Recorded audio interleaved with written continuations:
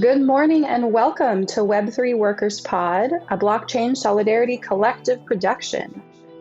The podcast that explores whether blockchain and other decentralized tech can put workers front and center in the real world and in the digital world.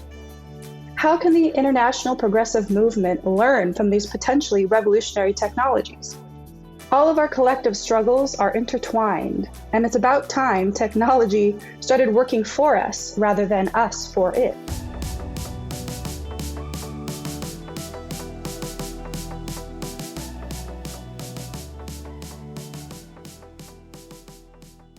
So, little introduction about myself. This is Web3 Workers Pods. My name's Dan. I'm from the northwest of England, a great city called Liverpool. I may not sound like it, but I definitely live here and I breathe the beautiful air. And basically, I'm a trade unionist, former rep, former officer, still a member, supporter of everything trade union, and constantly critical of how we do things in the workplace and outside of the workplace in terms of organizing working people, bringing people together and taking down capitalism. That's like my main goal in life, is to bring down capitalism. If on my gravestone, it says something along the lines of, he brought down a part of capitalism, or his goal was the end of capitalism, or something like that, I think I would, lay in my grave a happy man, or whatever it is I am at that point. Anyway, I've been involved in a lot of movements, everything from Jeremy Corbyn to environmental movements, and even local campaigns here in my own local area to try and save a pub once and set up a community cooperative. And everything I've done has been based around also working class people, like trying to make the world a better place for the people that hold the largest amount of space in terms of our bodies, because we do the most to keep this world running. And I think we take the least out of the benefits that this world has to give us in terms of natural resources and man-made ones. And we're going to be exploring a bit more about how we can make a better world through technology with yourself, Mia. Do you want to give us a bit of introduction about you and who you are, what you believe in, and all of that jazz? Sure. My name is Mia. I am based out of Seattle, born and raised.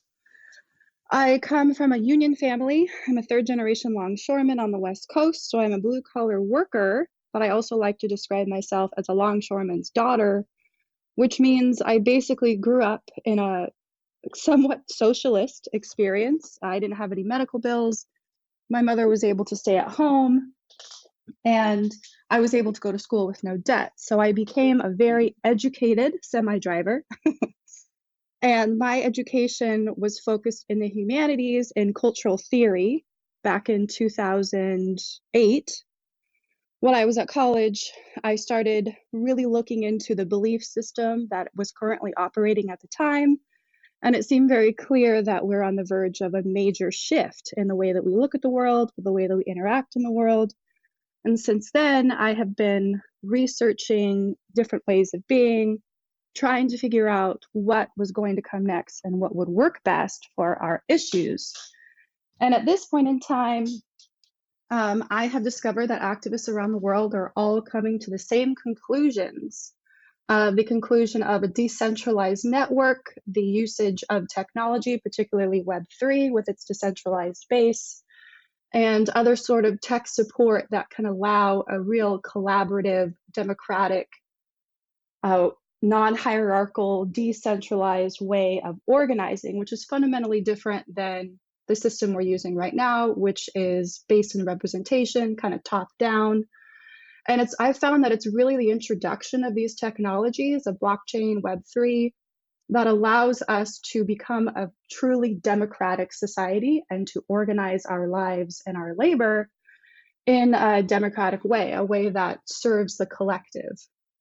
So with that conclusion, I have now dedicated my time to bridging the gap between the blue-collar mentality, which historically has fought against automation, and really capitalizing on this moment in time with AI and Web3, realizing that the fight for automation or fight against automation is now affecting almost like the entire economy, with the administrative field, the creative field, tech field, the consulting field, all of us now from the blue collar to white collar industries are facing a threat of automation that will, I think, inspire us to become a completely different society. So when you say your life fight is to destroy capitalism or to contribute to its downfall, I am in somewhat the same boat. I'm supremely interested in a post-capitalist society, what that would look like, and how tech can let us move into that space.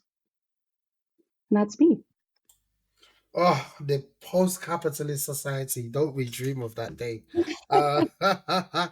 Yes. So that, you know what, like, there's so much going on in everything you've explained about yourself. And what's really cool about over the next few weeks with yourself and Hazel, who will be joining us in the next few episodes, we'll be getting to explore a bit more about yourself and the kind of work you're involved in and Hazel's involved in, and your views on what's going on, or views on the types of processes you've been talking about. And also from my perspective, like, I come from where I love tech. So one of the things I was mentioning is, like, I remember being in, my general union. My union was the Communication Workers Union, third largest in the UK. And I'm in the general conference and I'm talking about how we can start using the internet to manage cases for our members when we have to go to hearings for them and represent them, how we manage that data and that information to how we communicate with our members, not just social media, but also, like, using emails better, and bringing a branch of that union into the 21st century, because it was still using books to log casework and stuff. Right. And I was being told in this conference, oh, that sounds all good, Danny, but that all costs a lot of money. We haven't got money, while they're sitting there on nice wages. And I've always just been so frustrated in this lack of, like, want to spend money on technology, invest in technology to make unions, workers, the world of workers a better place. And just like to mention one thing, we're talking about crypto and stuff. I know our mutual friend Alex mentions progressive internationals occasionally, just in the slightest form, their form of trying to include a bit more technology. That there's certain countries where people aren't able to give them money, and people are able to donate via crypto, and that makes it accessible. And I think one of the things that we're going to be looking at is accessibility. So what I wanted to do was, right, I've got a conundrum that I put you with before this call. Do I go for kebab or the fail-safe McDonald's? Now, my daughter won the bet, or the vote, and we went with McDonald's, and we've got a delivery rider, or an Uber rider, sorry, delivering us at McDonald's right now. I thought that would make you giggle.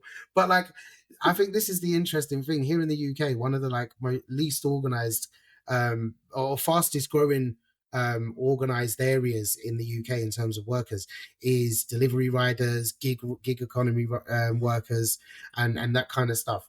And I was very interested to see how we could actually, I would say, speed that up, tenfold, by increasing their access to funds, increasing their access to, people, and democratizing the ways in which they organize, by in some of the ways you've been talking about, how people are organizing using DAOs and crypto and things over in America, and all that kind of stuff.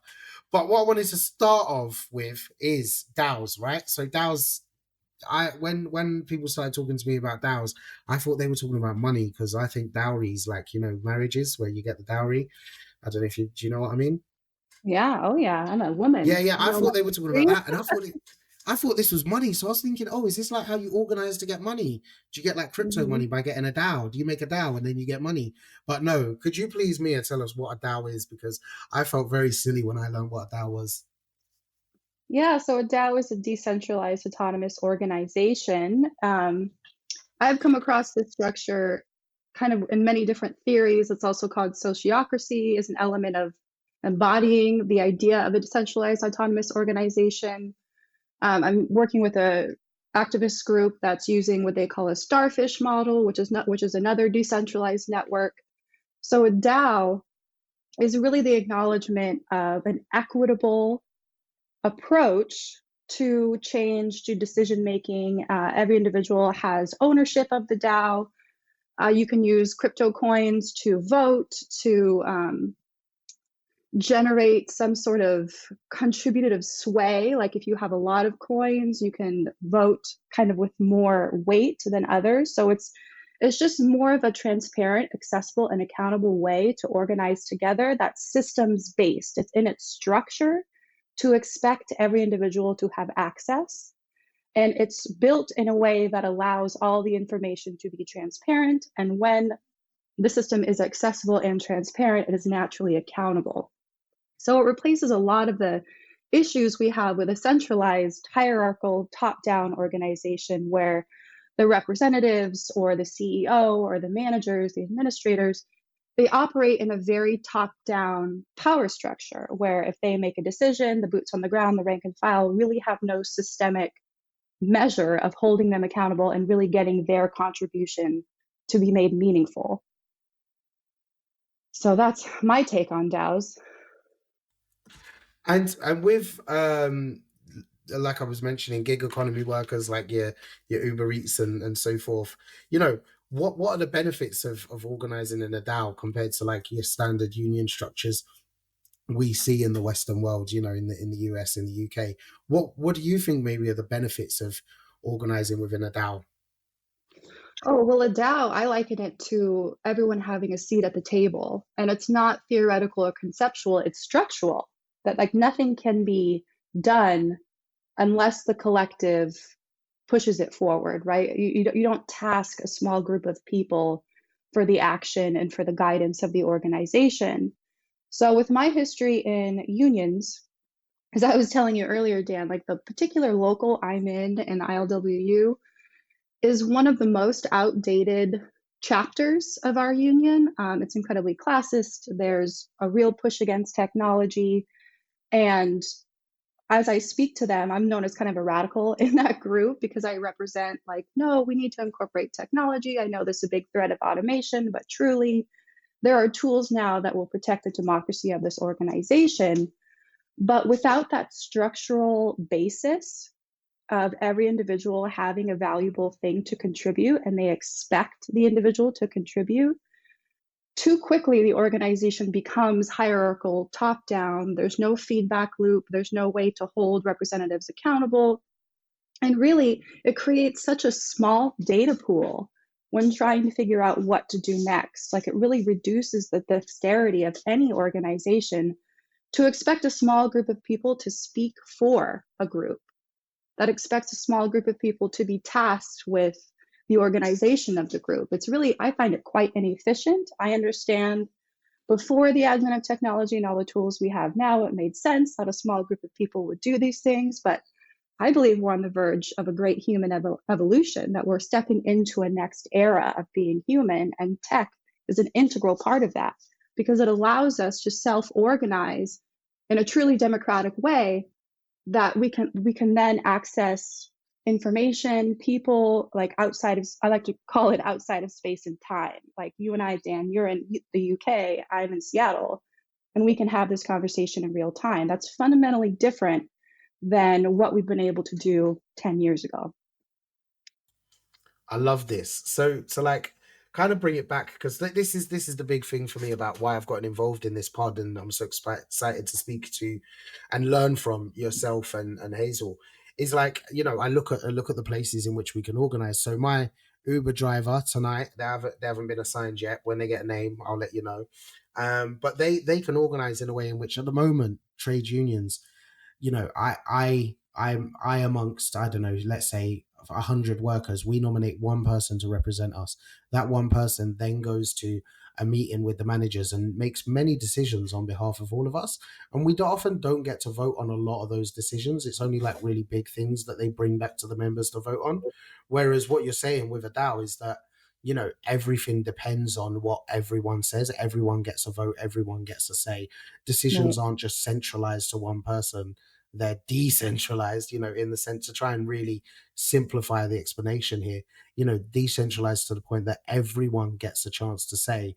And I think it's what adds to it, and tell me if I'm wrong, but there's definitely a level of political education that comes with this because it is politicizing people within their workplaces, small p obviously, and giving them an opportunity to get involved in local democracy at its finest form. I would say workers' democracy is the finest of democracy. No, I agree. Oh, yeah. yeah, definitely, and I love that. So like the big thing that, so we're looking at the DAOs are currently growing and appearing all over the place. What are the ones you're aware of? What are they doing? Can you give us a bit of a flavor of what's going on in the DAO world? That's DAO, by the way, for the people who are like me and still like, huh? Right. Yeah. So I'm part of the Labor DAO Discord. I've been watching their evolution when they tried to get at NFTs. I think this was last year, and kind of just been witnessing the different trials that come with stepping into what's essentially an unknown territory, right? Like this is going to be done through trial and error, whatever losses or obstacles we face, that's really an opportunity to grow and adapt, right?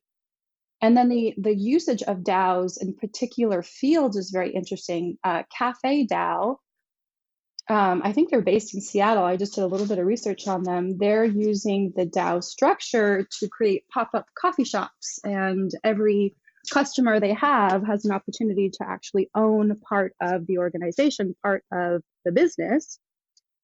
And I thought that was such a fascinating placement for a DAO organization because getting coffee is so central to the community, particularly in Seattle, right? Like I can order 17 different kinds of coffee and I've had them all, right? Wow. So I think the placement, and I know sex workers are getting into the cryptocurrency world because of the security and the autonomy that crypto gives people financially. It protects them from government oversight or bank institution manipulation, things like that. So those are the two groups that I know are using kind of crypto and DAO based terms, DAO based structures. But I know more about DAOs through the lens of sociocracy and starfish based organizing. And sociocracy is kind of an extension from the DAO. It relates to the entire process of how to self organize. It uses like circles over triangles, meaning it's horizontal rather than hierarchical. So I'm involved with one movement. They call themselves a general strike. They're using the starfish model, and it's a really exciting experience because, as I was saying before, all these communities of activists, whatever field they come from, whatever history they have, whether it's labor-based, whether it's a personal issue, whether they just wake up one day and can't deal with capitalism anymore, they go down the road of their personal development and education, and they come to the same conclusion that we need to use decentralized models of organization, that technology is an integral part of this evolution. So it's kind of this like shared common dream that I see bubbling up internationally even. I'm also in the Aragon Discord, which is all about collaborative governance using Web3 to support that process. So it's really this, like, it's interesting because we say it's decentralized and it does operate in a decentralized manner, but there are central concepts, there are central values that unite us.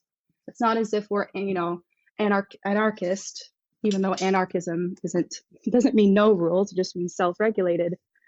But there are clear expectations of socio socioeconomic relationships, of community relationships, and it allows individuals to find their community in a very structurally based platform, right? So the decentralized aspect is the bones, is the skeleton of the organization, which allows for a very different way of being, right?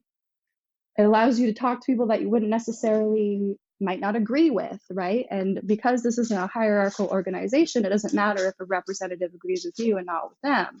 You have to figure out how to come to a shared conclusion together and how to work together. So I just think it's a really exciting platform, Dan. I get super jazzed on it. Yeah, man, I feel it. I feel it definitely. And there's quite a few exciting things you mentioned there, which I would like to pick up on. So, like, I'm terrible at writing notes. I just try and remember things in my head, and then I remember I'm terrible at remembering things. It's a mad situation. Anyway, so first of all, let's go back to like sex workers. Obviously, like, there's a lot of issues there because this will link nicely to the next thing, which is there's a lot of issues there around basically like banks trying to put regulations on what sex workers are allowed to do. They're basically saying what can be sex work online and what can't be, and they're Right. trying to create their own laws, basically, because of their own family values. These are the same banks who rob us of our money daily in every single fucking online transaction we Right. do. Their So family values. yes, fuck your mother, my lord. Yeah, you understand? Get out of me face. Anyway, them man there, yeah, they're doing their thing. So a lot of sex workers, like we know we had the big situation last year where OnlyFans was like, oh, we're gonna bow to the banks, and then everyone was like, well, we're gonna cancel our contracts. And then they had to go back on themselves, but there was the regulations, like you're not allowed to do this, you're not allowed to do that, we're gonna be tighter on this. And to be fair to them, you know, it's got to be said, there was some stuff on there that was just absolutely unacceptable that they did start to get rid of, which I believe has, you know, fixed the problem a little bit. I do think there are societal issues in terms of that could be fixed rather than that, but at least they're putting that in place so it can't be done. And then, Right. but that also moves on, just talking about the banks there, like what they are and aren't allowed to do. The reason why I'm so interested as well is because, like, over here in the UK, like, you know, we all hate the banks. Oh, you know, like no one reads the newspapers. Oh yeah, da da da. And then um but everyone still reads the mail online, like it's the same thing. Do you know what I mean? Everyone Yeah. here hates the banks, they talk trash on the banks. Oh, I hate the banks, but you know, everyone's got a fucking bank card, everyone's got a bank account. Right. Like the majority of bank accounts are free, and to transfer up to 100k is for free to anyone, and it doesn't get traced. The government can't access that stuff like it can in the US. I believe there's like difference to how you can transfer money and who knows about Oh it. yeah. So Very different. it's a lot easier to use crypto. But over here, like the banks basically control, you know, like that market. They're like, no, crypto, you have to pay to use crypto. You have to get, they also put in the Financial Conduct Authority have put in a lot of regulation here. Like the amount of ID, like I could literally open a bank account in nearly anyone's name here in the UK. It's so easy. But to open a crypto account in like, you know, just a friend's name and I've got their details, I'd have to keep getting them back in the room and be like, okay, do this, do that. You know what I mean? Because there's Right. so much to it and it's so hard. So crypto is really inaccessible. And going back to like talking about some of our maybe migrant workers who are working in the gig economy, you know, cleaners and Right. delivery riders and stuff like that. For them, actually, bank accounts are inaccessible because they are migrant workers, and it probably is easier to do stuff online because they've had to find a way of kind of keeping a presence with naturally being someone who travels a lot myself, or who has traveled a lot. I know that having an online presence is important to keep contact with people. So you do Mhm. have ways of verifying yourself. So it is easier, I suppose, to use crypto. And I think that is interesting. Like alongside crypto and you talk about, you know, you decentralized use of technology. What are the types of technology that we are seeing get used, and what are they like? What are their benefits? What's the purpose in this kind of technology that you know about? Subscribe to us. We're trying to start a critical, honest discussion on an often taboo subject. If you support what we're doing and we gain your trust, help us spread the word by talking to comrades in your workplaces, activist groups, unions, bars, and cafes around the world. Share or like our content online and leave a supportive comment. Let's put working people first in this new future. Well, let's see. I was working with a Web3 company based in the Netherlands, and they have created an identity security key, which basically privatizes your data, protects it on your device rather than on a third-party server. So it eliminates the single access cache of data, which then allows you to become more autonomous, more identity securities, more protections. It acts kind of like I mean, it's somewhat crude, but it's like a condom, right? Like whenever you log in, none of your data is left over in that company's or application's data cache, which I think is really fascinating, even though I've been talking to some application creators and they've been sort of hesitant to adopt the security key. But I think it's technology like that. And they're also working on a Web3 based voting system for governance. It's technology like that that sets the precedent for the new age, right? Especially, particularly with the way data is used right now, how it's mined, how it's sold, and how it's really utilized by major corporations to manipulate our social consciousness based on our data, right? Like based on our desires, our clickbait. So the idea of having your data stored directly on your device kind of eliminates the ability of being manipulated by the corporations, which is an example of a decentralized network because there is no centralized data collection point. And then the group that I'm working with, the General Strike, they have something they call a strike card, which isn't Web3 based, but it is a really interesting usage of tech. They offer a digital strike card any individual can sign, and then they kind of collect the contact information and the amount of people who are interested in participating in a general strike. They're operating off of it's not a theory, it's a research-based conclusion that only a small group of population has to be converted before it becomes a ripple effect and snowballs into a greater movement. So the number they've come across in the United States is 11 million people. So they have this piece of tech where right now I think they have like 5,000 people who have signed it. But they also can offer like a portal for other independent organizations that if they use the strike card, they have access to all the contact information of the people who have signed that card. So it's just a way to organize, make information accessible and transparent. And really, I think it's a beautiful example of how technology allows us to coordinate.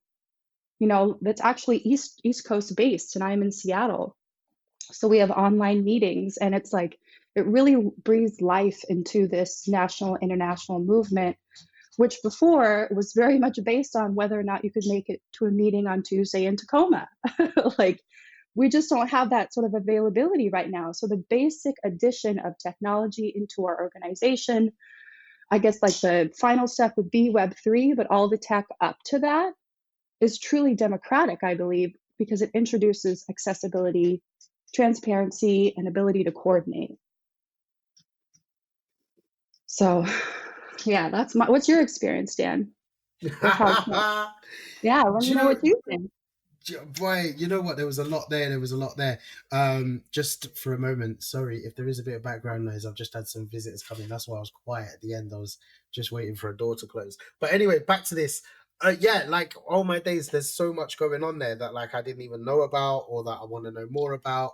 And all my days, like over here, like I said, we're in a situation where I'm at or I was at union conferences 10 years ago, and they're just saying to me, oh, it costs too much money. And I'm saying, no, we can do this without spending money. Like I was saying to them, I'm doing this without spending money right now. Like, I wasn't asking you to spend money. I was telling you it can be done without spending money. And this is the thing. And this is where crypto comes in. It's like, look, there's also ways of, not just like not spending money, but potentially making money here and stuff as well, because you're giving way more people access. At the moment in the UK, I would say that there's not a massive market of people having access to crypto and stuff, but it is growing and people will move to it. I think the other side is that, and I spoke about this the other day, actually, there's a side of it where there's a lot of people who are basically very anti crypto, and still, like I said, kind of anti-technology, but they're not really keen on that at all. And there's a cat just being removed. I got distracted. Yeah, and that's really frustrating because you're trying to have an open and honest conversation, like, oh, what can this mean for workers? And I think that's the important point, really, that I kind of want to end things on, for today's little introduction, is in terms of like trade unions now. We've got these age-old trade unions, these workers institutions. How can we introduce the idea of DAOs or even more modern technology into the way unions are now? Do you think it's possible? Because personally, I struggle to see it. Like at the moment here in the UK, I think our trade unions have just about done a good job. Well, no, I don't want to say just about, actually, that's incorrect. I would say our unions here in the UK have done a good job of getting public support in terms of their fights at the moment, in terms of getting people interested in the internal democracy, like their members involved more in the internal democracy. How much is it going to take for us to get them, and in the US, to adapt new ways of working using technology, and maybe moving away from the archetypal old white men that, have someone else running their Twitter account for them, running these unions? Maybe we need more dynamic people at the head of it. That's just an idea. What do you think? Well, one piece I wanted to insert in there with the struggle of introducing technology to standing unions. I make it a habit of telling everyone that I talk to, if you talk to me for more than 10 minutes, I will let you know that we're on the verge of a great social change. And it's very clear to me because I have 3 young children, and the rate of technology's development is unprecedented. My mom, I think she's 72, she didn't get internet until it's like she just got a smartphone, right? I'm 35. I had a pager in 6th grade. I had my first smartphone when I was in my early 20s. Now my 9-year-old has a smartphone, right? And like whether that's morally reprehensible to give her access to screens with the impact of COVID, that's just where we are now. We're using technology to do our daily lives. And with my background, I have a background in personal development, hypnotherapy, and being a parent, I really dove into parenting philosophies and strategies. When you grow up, like from, let's see, 7 to 14, you're building your brain out, right? And your expectations, your normalcies, your habits, they become how the world works to you in a very real way.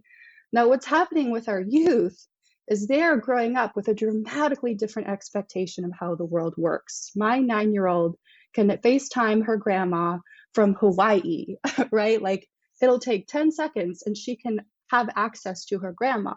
If they want something, it takes them 5 minutes to order it on Amazon. It's They, both beautiful and scary at the same time, right? yeah, it's just so different. They talk to their friend. Like I have a 10-year-old too, and she's in a text group chat that I get on my laptop so I can see what they're talking about. But it's going to be a generational shift, right? When I explain to people we're on this verge of great social transformation, the biggest example I have is that this generation that's growing up is like nothing we've ever seen before. As they enter into society, their expectations of access and transparency is going to reverberate into the way society works.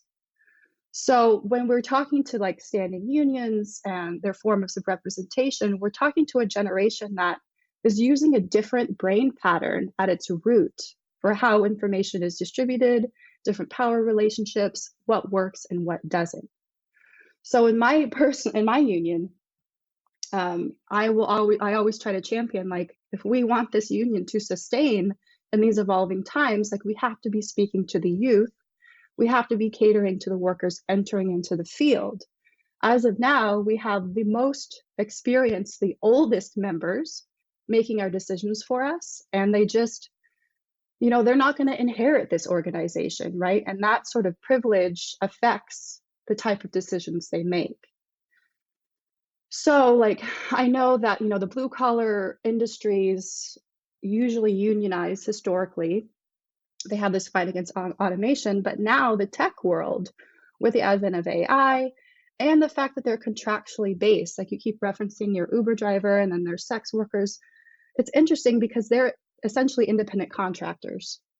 And the experience of being an independent contractor, you don't have sort of a employee body, an employee group to feel like you belong to something or you have social protection. It creates a platform of, I operate independently economically, but what would change for me if I organized with a group of people, right? So at one level, we have this new kind of fertile field of change in the independent contract field, in the tech world. And then we have this historical blue collar civilization that sees automation as a real threat to their employment. And it is. But as we were saying earlier, Dan, like this AI development, how much it can replace really any sort of human based vocation, I think is going to dramatically, fundamentally reorganize our economy in this generation. And it really begs the question of how are we going to continue to operate if there are no jobs left for us to work to live? And that brings us into the post-capitalist society, which I know I digress from the original question of how can unions benefit from this technology, but really I think it's all connected with a decentralized way of thinking that changes the way we interact every day. It gets us out of this victim mentality, savior complex, that our representatives are going to figure it out for us, that I'm essentially powerless in my community and in my own life. The introduction of this technology that requires individual contribution, that does not operate without the collective, I mean, that's just a whole new way of being. So dope. And that's the nail on the head right there. Do you know what I mean? Like, it's about feeling a part of something. When I used to we used to have this thing in our workplace, right? Where new starters, they'd have a training group of, say, 20 of them. They'd come into the union office and we'd have an hour with them where we could tell them what the union does. We'd have a chat with them, basically give them a chance to sign up. It was called recruitment. And we'd always talk about how, because it was a massive call center and on operations behind the call center for a financial organization, you felt like you were a part of a family. You were a part of something, a group of people, to protect their workplace. And there were limitations on how much we could frame it, but the managers and the owners of the financial organization are the bad guys. But we because we had to have a friendly relationship, a working relationship with them, and all them thing there. It's like you had to pretend like we get along, but we have disagreements. When at the end of the day, they're trying to grind as much as they can out of you for as little as possible, and we're there to make sure we get the compensation we deserve for it. Although I might have differences on how much we did get. But anyway, the point is what I'm saying is what you're talking about, what you've just explained so eloquently compared to how I would. I'm like a fucking butcher out here. Do you know what I mean? But like, basically what you're saying is, you are actually a part of something. It is a unionized way of working. It is a way of people working together. But just like, your kid with your mum in Hawaii or whatever, you're connected so differently to how you were in the 1980s or even the 1880s, let alone as far back. But you are actually connected and able to unionize so much better, so much quicker. And it is right in that sense that people should have more of a say and have that sense of community, sense of family, sense of oneness, wholeness, to the people alongside them. So bringing it right back to the beginning, like a good comedian would, to my Uber delivery rider today. They go out, they do delivery all on their own on their one bicycle, and they might barely speak to anyone other than the people they're delivering food to all day. But when they come out of that environment and they want to talk about how much break time they get or how much they're getting paid or getting abuse on the doorstep and what they can do to handle that, they've got a whole world of workers online that they can connect with through potential DAOs that can be created, and it can change the way in which they feel and the way in which we interact with the world and actually socialize, on top of the key thing that we talk about here at Web3 Workers, which is how we can make the world a better place for workers through digital, Web3, crypto, and DAOs, right? Absolutely. Yeah. I have two things to add to that. There's this, okay, what was the first point? Oh, yeah, the sense of belonging and community. So in a capitalist society, there's a paradigm which makes capitalism make sense. And it's a belief system that's based in everything is inherently separate. We are separate from one another. We are separate from what we want and what we need. Thus, we have to work to earn those things.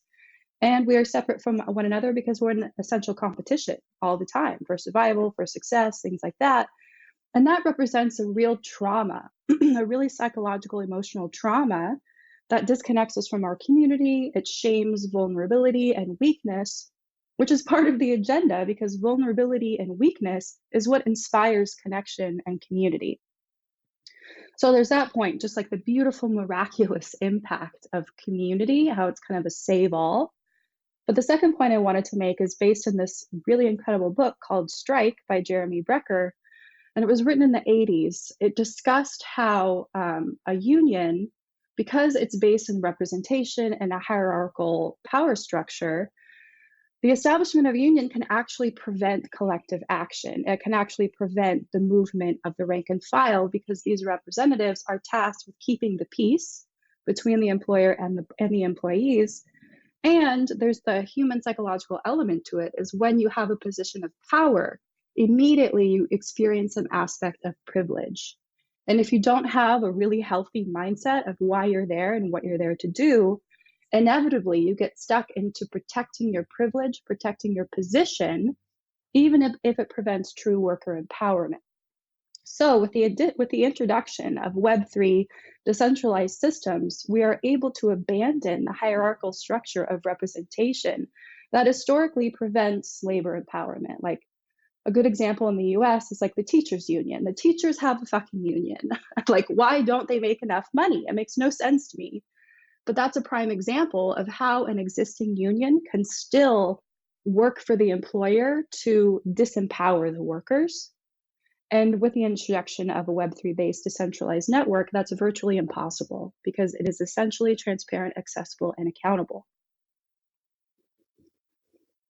I love that. I love that so much. Like, I think that's so often here in the UK. Like, our nurses are, or could be one of the most NHS workers. I shouldn't say nurses. I should say NHS workers in the UK could be one of the most organized workforces in the world. It's Right. unbelievable. But because there have been disagreements in the unions that represent them, they haven't got one unified union. There's multiple unions the NHS has multiple. It's just mad. But those unions don't always work together, and some unions are more of fighting unions or more left leaning or more worker orientated unions. I know, right? Non-worker orientated trade unions. We Right. have them here in the UK.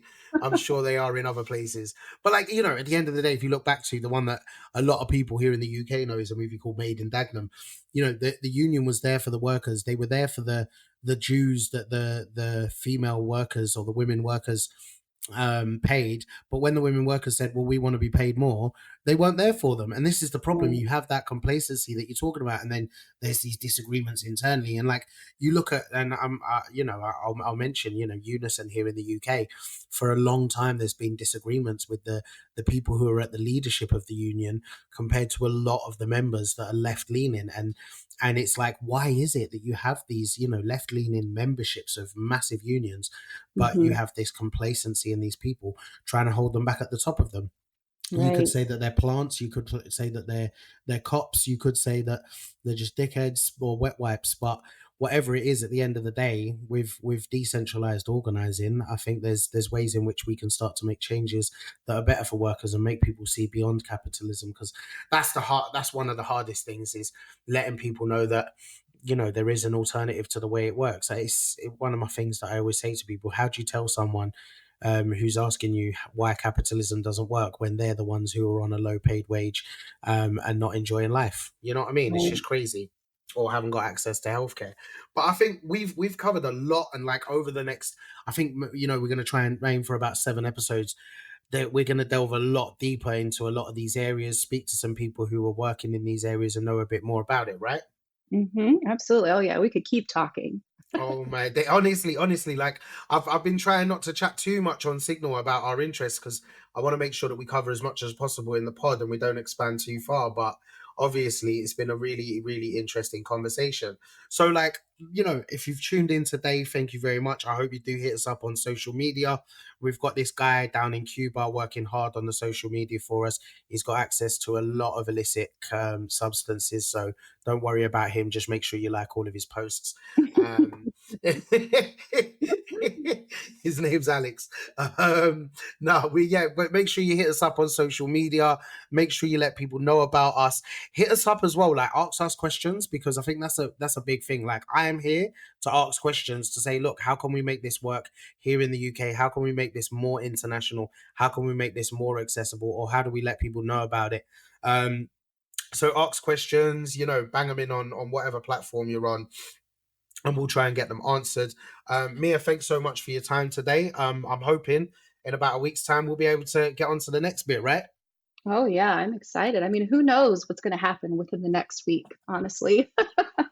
Like in the I, world, I feel like every day something's I don't know happening. if you've seen, right, but the woman who's just stood down as the first minister of Scotland. So, excuse me, the UK's prime minister is Boris Johnson. I don't even know who he is. It's Rishi Sunak, but we have like a minister of Wales and a minister of Scotland, and then a minister of I forget how Northern Ireland works, but I'm pretty sure they have like a first minister or something. But anyway, the first minister of Scotland stood down. They've just voted in a new one, and like within a week of the new first minister of Scotland getting voted in by its party members, the former first minister, her front garden is being dug up by the police, and her husband, who was like or is the chair of their party, the Scottish Nationalist Party, has been arrested and taken in for question. And have you seen this? I have not. Oh my gosh. It's just what, like in any other country, people would be rioting. Do you know what I mean? They'd be like, "Why the fuck you like you stinking thieves?" But here in the UK, we're like, fucking first prime minister's been arrested. Have you seen what they've said on EastEnders last night? They're not even bothered. Straight onto the TV, like, do you know what I mean? It's Anyway, so normalized.